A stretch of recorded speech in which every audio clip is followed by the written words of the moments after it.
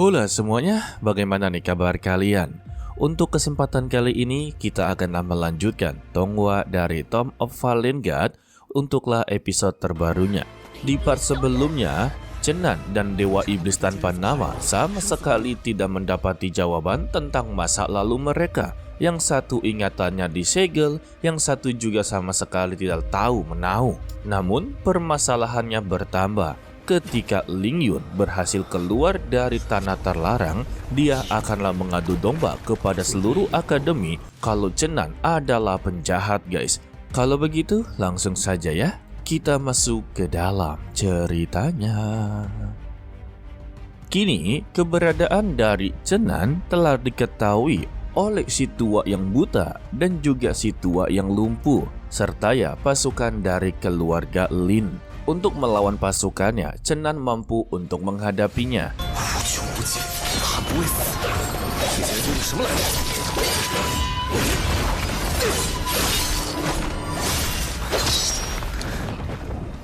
Tetapi ya, untuk dua orang tua ini tidak mungkin Chenan bisa mengimbanginya karena tingkatannya sudah sangatlah berbanding jauh. Sekali tendang saja dia muntah darah, guys. Dan ketika dia inginlah diakhiri, Chenan memutuskan untuklah melompat dari jurang.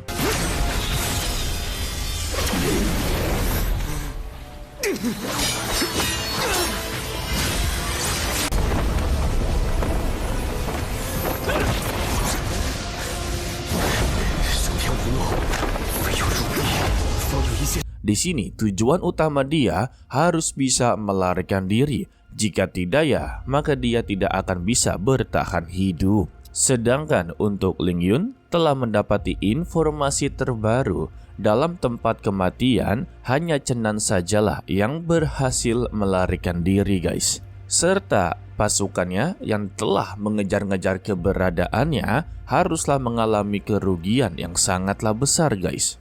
Tetapi Ling Yun sama sekali tidaklah peduli dengan mereka. Dia meminta untuklah menambahkan 3 kali lipat pasukan untuklah menghabisinya. Jika memang tidak bisa 3 kali lipat, maka 5 kali lipat. Pada intinya, Ling Yun ingin sekali menghabisi nyawa dari Chenan, guys. Tidak lama dari itu, Mengkeer berada di atas langit yang sedang mempersiapkan serangannya. Tetapi Ling Yun mencoba untuk bernegosiasi. Kalau di sini dia tidak memiliki niat buruk kepada Mengkeer, dia bisa menjaga rahasia di tempat kematian tersebut. Dan di sini tujuan dia hanya untuklah menyingkirkan Chenan.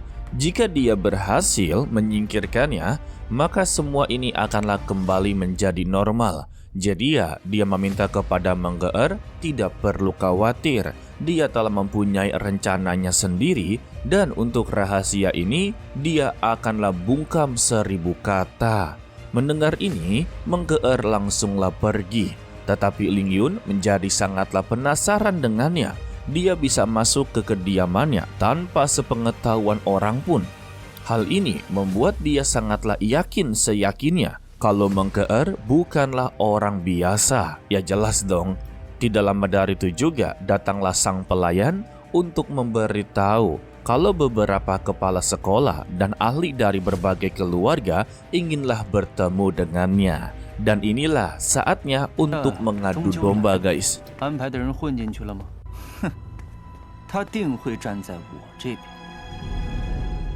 Kembali kepada si buta dan juga si lumpuh, ternyata mereka tidak bisa menemukan keberadaan dari Chenan. Semua ini gara-gara hujan. Penciuman anjing pelacak mereka benar-benar terganggu.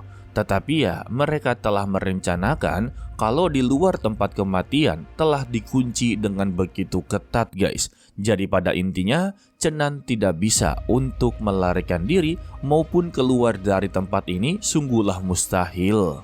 Untuk si lumpuh juga sangatlah yakin kalau Chenan tidak akan bisa melarikan diri. Karena untuk area ini telah dihuni oleh raksasa kuno. Jadi ya, lawannya bukan hanya Chenan saja, tetapi juga para penghuni yang berada di sana.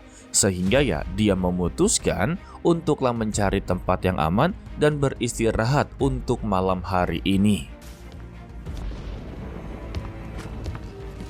Kembali kepada Ling Yun yang kini dia telah bersandiwara terluka parah guys. Jalannya sempoyongan dan dituntun oleh sang pelayan. Para master yang melihatnya langsung mempertanyakan sebenarnya apa yang terjadi di tempat kematian.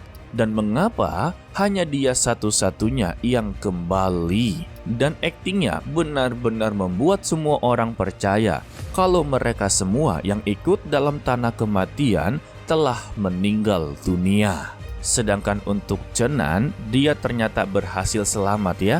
Meskipun ya untuk saat ini kondisinya sudah sangatlah parah guys. Tubuhnya berlumuran darah. Namun pikirannya ke arah Ling Yun. Dia yakin Ling Yun yang berhasil melarikan diri akanlah melaporkan semua ini kepada seluruh akademi. Dan masalah ini akanlah dilimpahkan kepada dirinya. Jadi kemungkinan terbesarnya kalau mereka akanlah menyalahkan dirinya atas kematian semua rekan-rekannya. Kembali kepada Ling Yun, dia menceritakan semua yang berada dalam tanah kematian. Pada awalnya semuanya berjalan baik. Mereka bertemu dengan makhluk yang mengerikan atau si dewa iblis tanpa nama. Tetapi ketika dia menggunakan bahasa kuno, Chen Nan ternyata mengerti dan mereka berdua bercakap. Dan setelah itulah semuanya dibantai dengan begitu kejam.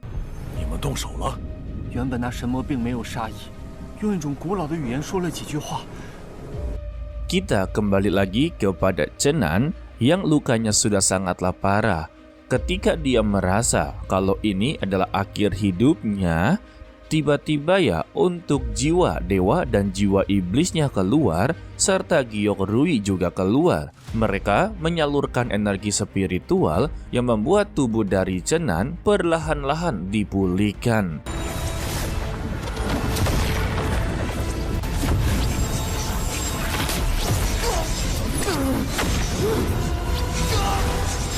Kembali lagi kepada Ling Yun. Dia meyakinkan kepada semua orang, detik-detik dia berhasil melarikan diri, dia melihat kalau Chen Nan menatap ke arahnya dengan begitu tajam. Dan dia yakin kalau Chen Nan sama sekali tidak menjadi korban di sana. Dan dia sangatlah yakin kalau semua ini adalah ulah dari Chen Nan dan si dewa iblis tanpa nama yang telah bekerja sama. Hal ini ya memicu seluruh para akademi dan menganggap kalau Chen Nan adalah dalang di balik semua ini. Alhasil ya mereka semua menuduh kalau Chen Nan memang sengaja untuklah menipu mereka semua. Namun ya untuk pihak akademi Shenlan masihlah tidak mempercayai perkataan dari Ling Yun.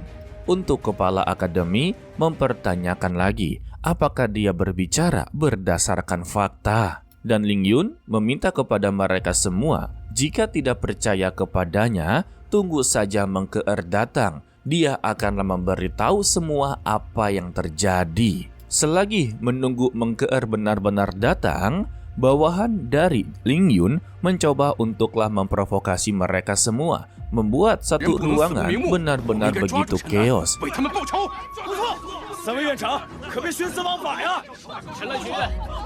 Beruntungnya saja ya kepala akademi meminta kepada mereka untuklah diam.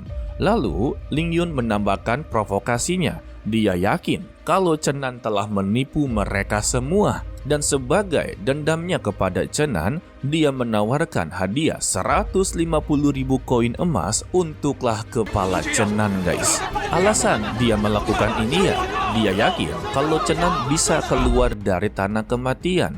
Meskipun dia berhasil keluar ya, tetapi seluruh praktisi berbagai akademi telah mendapati pengumuman ini. Mereka semua pasti akanlah mengambil peluang untuk mendapati emas yang begitu berharga guys. Ya untuk rencana Ling Yun benar-benar begitu matang lah ya. Tetapi Mimin masih belum tahu guys, sebenarnya apa tujuan dia untuklah menyingkirkan Chen Nan. Apa gara-gara dari season 2 kalau keluarga Lin mendapati kerugian yang begitu banyak atas perlakuan dari Chen Nan? Ya kemungkinan terbesarnya itu sih guys. Kembali kepada Chen Nan, ternyata bukan hanya pemulihan saja. melainkan dia berhasil naik tingkatan mencapai tingkat keempat puncak. Sebentar lagi ya, dia akan mencapai tingkat 5 ke awal guys. Setelahnya, Chen Nan mengucapkan, cuacanya sangatlah bagus untuk mengakhiri seseorang. Wow, tanpa basa-basi ya, dia langsunglah menuju ke markas peristirahatan dari keluarga Lin. Setibanya di sana ya, Chen Nan langsunglah mengakhiri satu persatu tanpa diketahui sama sekali guys. Layaknya seperti assassin. Hai.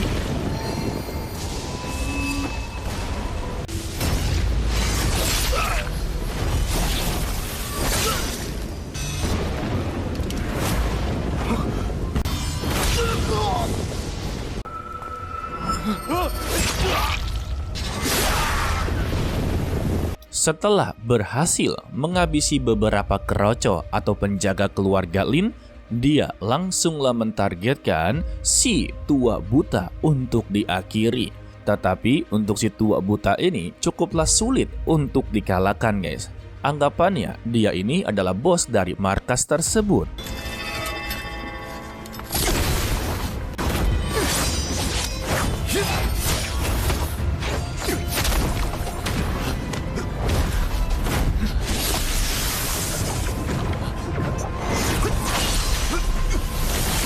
Sehingga ya pertarungan mereka ini menimbulkan keributan yang terdengar oleh si tua lumpuh. Tanpa basa-basi ya, dia langsunglah menuju ke tempat tersebut, tetapi dirinya sudahlah terlambat. Kini si tua buta telah berada di cengkraman Chen Nan dan dia sedanglah mengarahkan pisaunya ke arah lehernya. Hal ini membuat si tua lumpuh meminta kepada Chen Nan hentikan. Dan jika dia berani, maka keluarga Lin akanlah menghancurkan jiwanya sampai dia tidak bisa bereinkarnasi. Tetapi Chen Nan sungguhlah tidak peduli dan dia mengakhiri hidup dari si tua buta.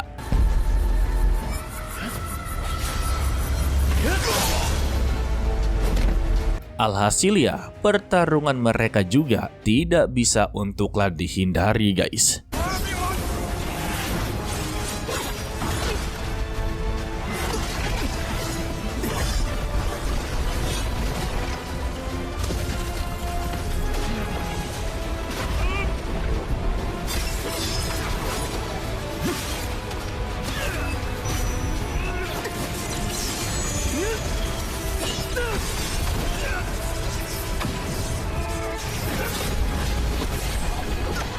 Tetapi di tengah-tengah pertarungan, Chen Nan tidak berniat untuklah menghadapinya. Di sini dia memiliki ide yang begitu gila. Dia akanlah membuat si tua lumpuh benar-benar begitu menderita. Karena ini adalah tanah kematian. Ada penghuninya guys, yaitu raksasa kuno. Jadi Chen Nan sengaja untuklah meninggalkannya di sini tanpa adanya pengawalan, tanpa adanya pasukan yang menjaganya guys. Wah, setelah Chen Nan melarikan diri, ternyata ya pertarungan mereka ini disaksikan oleh Meng Ke.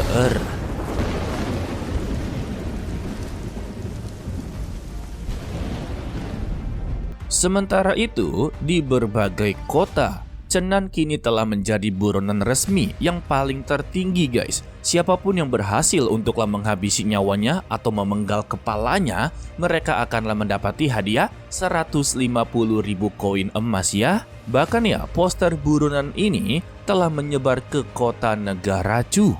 Di sana juga kita diperlihatkan untuk si Xianlong yang kurus kerontang begitu sangatlah terkejut kalau Chen Nan sudah menjadi orang yang begitu terkenal. Sedangkan ya untuk para masyarakat dari kota negara Chu sungguh benar-benar begitu tidak percaya bagaimana bisa Chen Nan adalah seorang pahlawan dari negara kota Chu. Sedangkan ya untuk di kota-kota lain mereka telah diprovokasi oleh bawahannya Ling Yun, di mana ya setiap mereka menaruh poster pasti di sana ada yang menjaganya untuklah memprovokator seluruh para warga dan para praktisi guys. Ya semacam buzzer gitulah ya.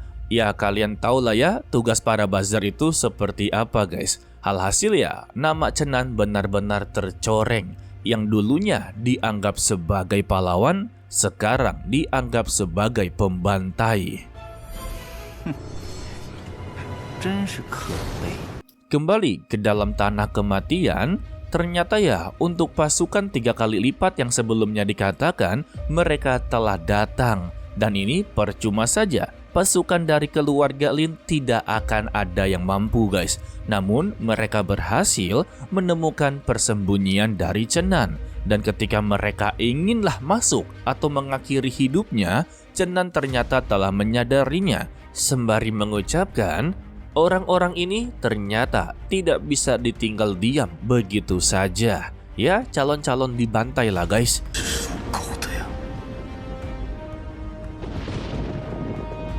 Dan kita bersambung untuklah episode kali ini ya guys.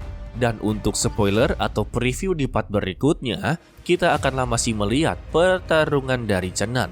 Tampaknya ya untuk episode Chenan menjadi buronan akanlah mengambil episode yang begitu panjang guys. Karena ya dia haruslah mengakhiri keluarga Lin terlebih dahulu agarlah namanya benar-benar kembali. Bukan hanya untuk menghabisi keluarga Lin, tetapi juga dia harus berusaha keras kembali untuklah mengembalikan namanya guys. Ya sudah pasti dengan berbagai cara. Untuk permasalahan dari Mengkeer itu dikesampingkanlah. Mungkin seiring berjalannya Chenan mencoba untuk mengembalikan namanya pasti akanlah terjawab secara perlahan-lahan. Ya semoga aja terjawab ya. Untuk asal-usul dari Chenan aja masih belum diketahui guys. Hanya masa lalu yang selama ini kita lihat di season 1, season 2 terus-terusan berulang tanpa adanya perkembangan. Oke lah sepertinya cukup sampai di sini saja dulu untuklah video kali ini. Mimin ucapkan terima kasih kepada kalian yang telah menonton sampai akhir. Pesan dari Mimin, tetaplah menjadi orang yang baik walaupun itu sangatlah sulit. To be continue, sampai jumpa di video berikutnya. Bye-bye.